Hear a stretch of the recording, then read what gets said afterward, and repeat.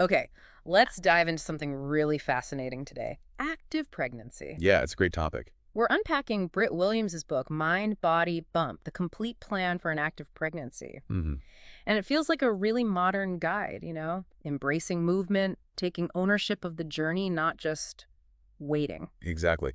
For such a long time, the advice was so restrictive, wasn't it? Totally. Like, don't break a sweat, only do super gentle stuff. Right. But this book, and it's got backing, a foreword from Sweaty Betty's founder, recipes from Mindful Chef, Mm-hmm. it really pushes back against that old way of thinking. It definitely feels like it taps into more recent studies, the idea that pregnancy is not a time to just stop Oh, moving. absolutely not. So our mission here in this deep dive is to pull out the best bits, the most useful nuggets from the book, give you a shortcut to understanding how staying active can be really empowering. Yeah, we'll look at the sort of core philosophy, how things change trimester by trimester, the nutrition side, and definitely the mental well-being aspect, which is huge. Mm. And honestly, there are some really surprising insights, I think, benefits for mom and baby that maybe people don't expect. And this constant theme that it's your journey, completely unique. Love that. Yeah. Okay, so let's start with that core philosophy then, this idea of embracing action, not just waiting. Yeah, the book points out how pregnancy can feel like this big waiting game, right? Yeah. Waiting for the bump, waiting for scans, the birth. Uh-huh.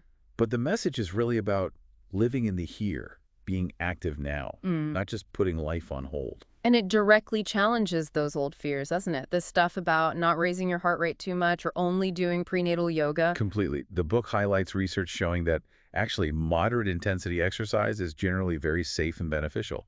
It kind of debunks those older anxieties. Which is great because the benefits listed sound pretty amazing. According to the book, being active can help the baby's heart health, lower your risk of hypertension, potentially shorten labor. Yeah, supports lower back strength, which everyone needs. Oh, definitely. Reduces those pregnancy aches and pains, too. And this one really stood out to me, the potential link to advanced neurodevelopment in newborns. There's research mentioned from the University of Montreal. Wow. Okay. That's huge. Yeah. More than just physical fitness, then. Way more. It's a really profound potential connection. But the book also brings it back to something simpler, right? It just makes you feel good. Absolutely. That endorphin buzz, Yeah. feeling capable, feeling like you're in the driving seat while your body's going through massive changes, it builds confidence. Yeah, confidence for pregnancy itself, but also for labor.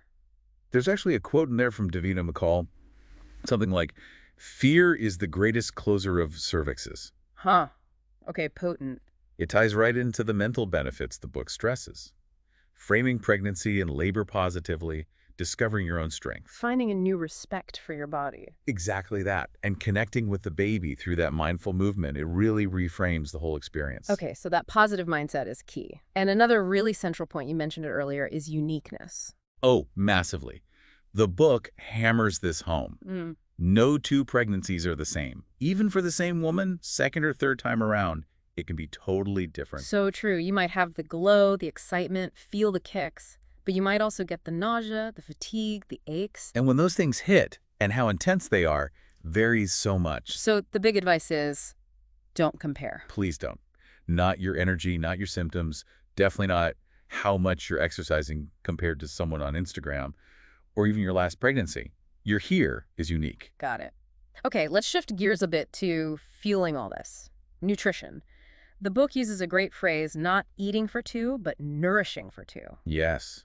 Such a crucial distinction, because it's not really about doubling your food intake. Right. It says you don't need many extra calories until the third trimester, and even then it's only like 300 extra. Pretty much.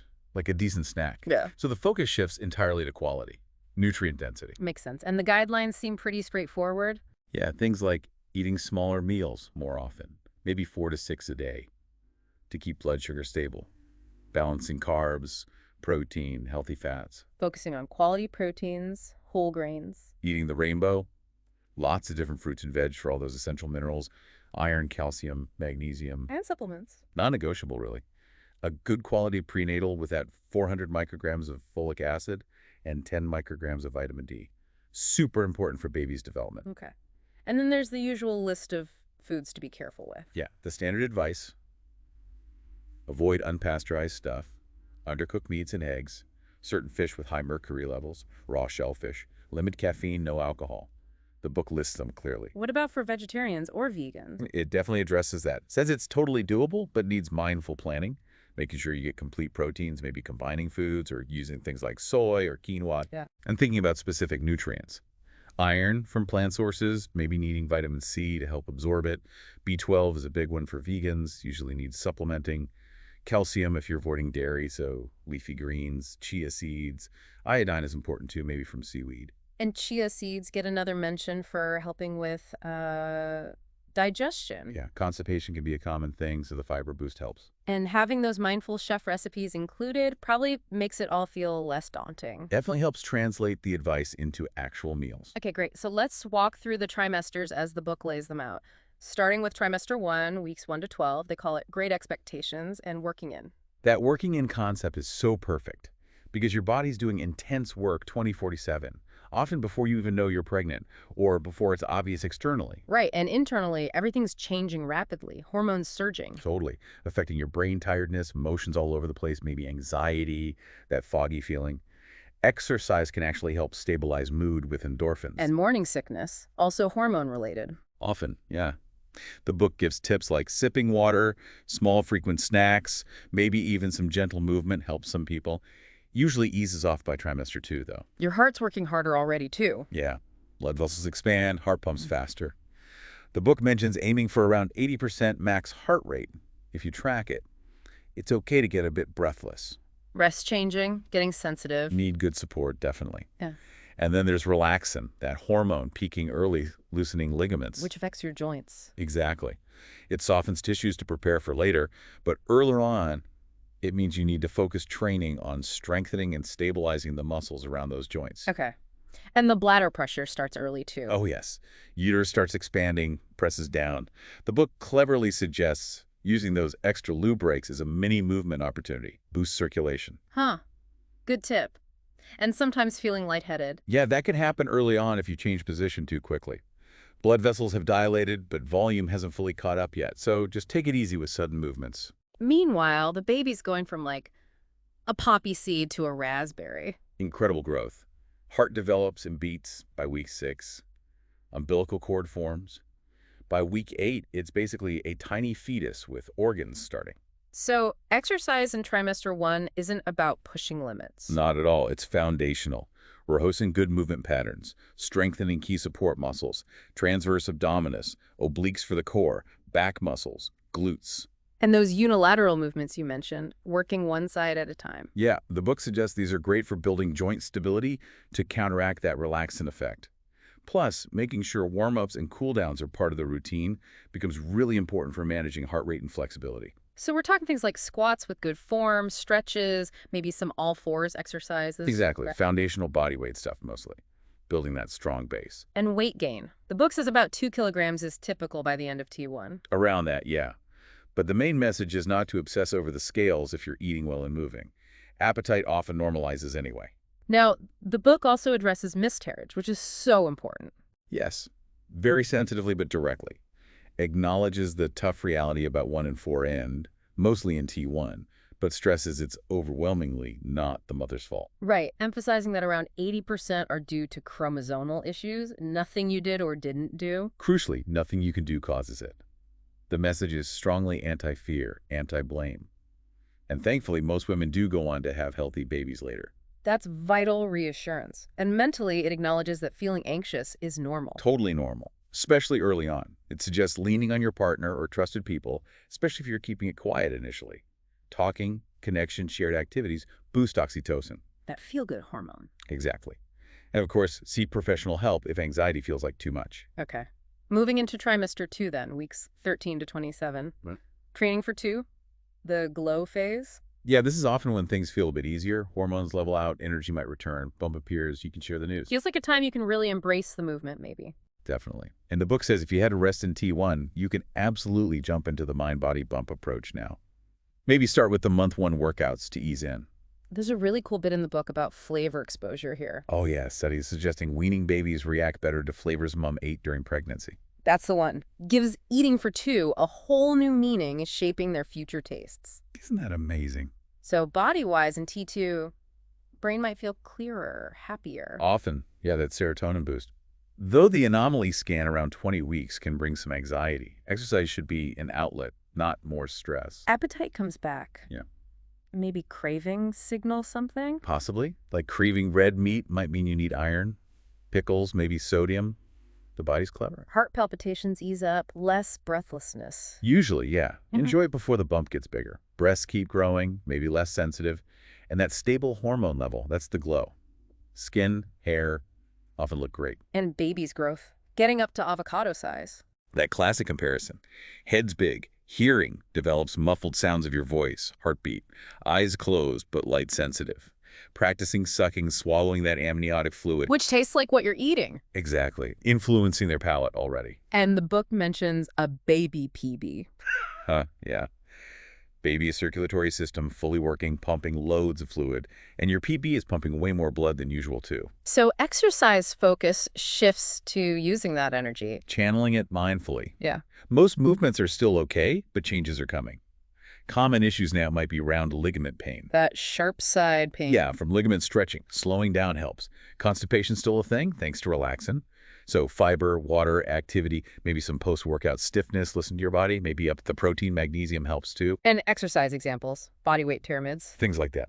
And the big change around month 5, avoiding lying flat on your back, modifying moves becomes key. Think about core engagement, balance work with single leg stuff, posture exercises. And gliders.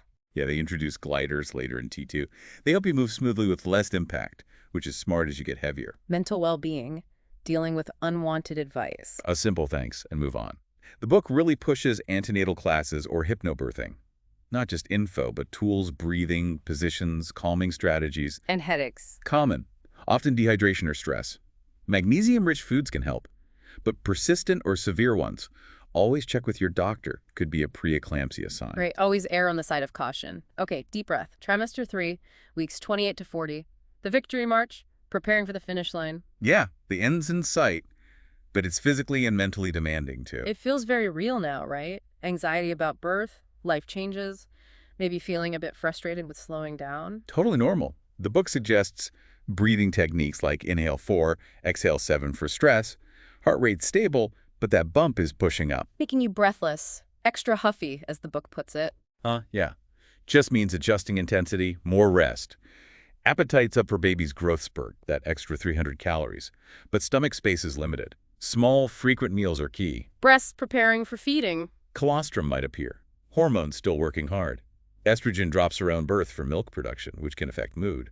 Still avoiding lying flat on back for placental blood flow. And bladder pressure is intense. Pretty much constant. Frequent trips are the norm. But movement still helps circulation, like with varicose veins. Yeah, regular gentle movement, changing position helps prevent sluggish circulation. And baby, major growth spurt now. Weight can triple or quadruple.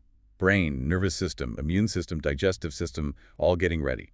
Ideally moving head down. The book mentions options if they don't turn. Briefly, yeah. Acupuncture, ECV. But also simple things like being on all fours gives baby space. By month 8, hearing is mature, recognizes voices, music. Month 9, they're basically ready, average watermelon size. Exercise now is less about intensity, more about mindful movement, listening closely, lots of rest, but still key for preventing pain and injury. Warm-ups and cool-downs can become your daily movement, focusing on stability, glutes, gentle stretches. challenges sound physical, fatigue, sciatic pain. Definitely. Sciatica needs back stretches. Leg cramps are common too. Nerve pressure, circulation, varying position, walking, electrolytes like calcium, magnesium can help. Risk of diastasis recti increases. Yes, as the belly stretches. May need to modify or skip planks, focus on compound moves where multiple muscles work together for support. Exercises with more floor contact points feel safer as balance shifts. Braxton Hicks become more common too. Yeah, those practice contractions. Usually not labor unless regular intense. Dehydration makes them worse, so keep drinking. And digestion is tricky, small, nutrient-dense meals work best. Exercise examples focus on compare movements then, and stability. Exactly. Things that work multiple muscle groups, support posture. Later on, maybe bodyweight moves, challenging balance, moderate cardio like step workouts. And finish line fuel, specific foods. Garlic mentioned for swelling. And the date thing is fascinating. Research linking daily date intake late in pregnancy to smoother labor, ripening the cervix. How many dates? About 70 grams daily. The book gives ideas stuffed in energy balls, dead genes, Watermelon also gets a shout out for hydration and helping circulation. Final prep involve. Rest, even with a nesting urge. Gentle walks, maybe some safe strength moves or stretching, practicing breathing, freezer meals, hydration. And then, the fourth trimester. Mm. Weeks 0-12 postpartum. A podium finish. Slow recovery. Congratulations, Mama. Yeah. Yes, it's a continuation. Recovery is unique. No pressure to snap back. You've built a foundation. Returning to movement should be slow, gentle, happy. Absolutely. Walking with the pram is great. Maybe gentle exercises with a baby carrier later on. Body's healing. Sleep is scarce. Core needs time. Definitely. Uterus shrinks, but the tummy area stays soft for weeks.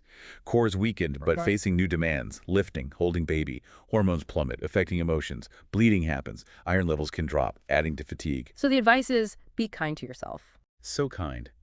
Protect your tummy. Eat iron-rich foods. Use those freezer meals. Ask visitors for healthy food. And use your support network, doctors. Talk about how you're really feeling. The book suggests some gentle movements to start. Yeah, things focused on reconnecting.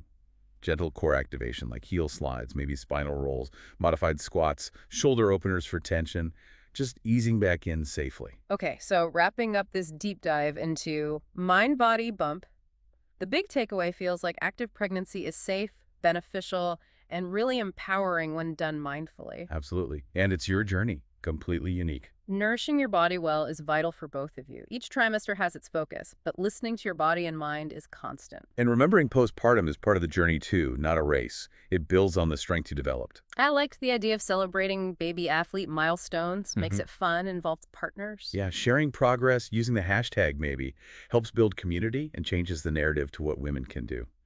Empowerment.